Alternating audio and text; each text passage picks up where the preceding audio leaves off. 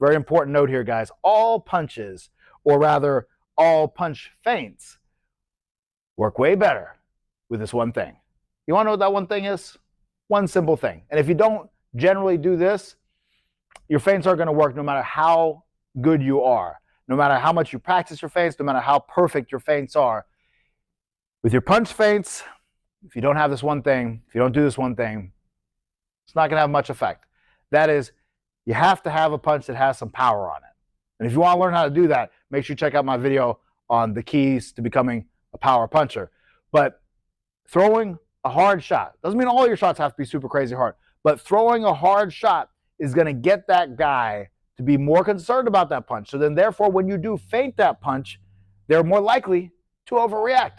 Think about it, guys. If I'm just reaching out like here and touching,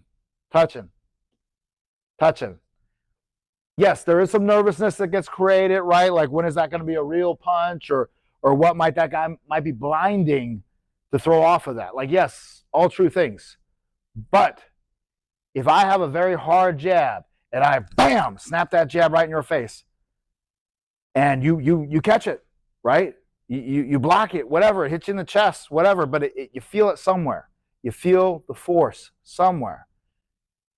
Most people, that's going to dial into their nervous system just a little bit, and they're going to say, okay, that has a little something on it. I need to be a little concerned about it. So the next time they think they see it, they're probably going to react a little bit, and definitely a little bit more than pop, a little light jab. All right, so remember that, guys. You want to throw some hard shots, because when you throw hard shots, those feints are a hell of a lot more scary.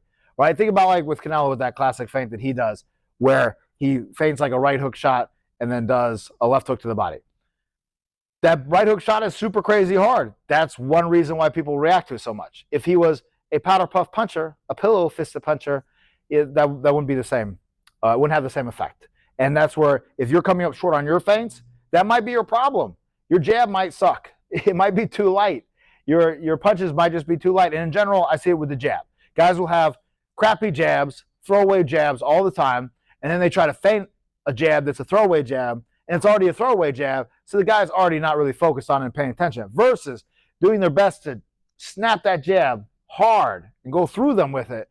Then that's how you get a guy to come out too far to catch it, or to do something drastic and too much so that you can exploit it. All right, guys? So very, very, very important concept. And before we jump into the actual techniques of feinting, I just want to say that, remember, when you're feinting, similar to this shotgun analogy I talked about earlier, you have to make sure you do the halftime off the feint. What do I mean by that? It doesn't mean every time you feint, you have to do a halftime shot off of that feint, meaning feint shoot.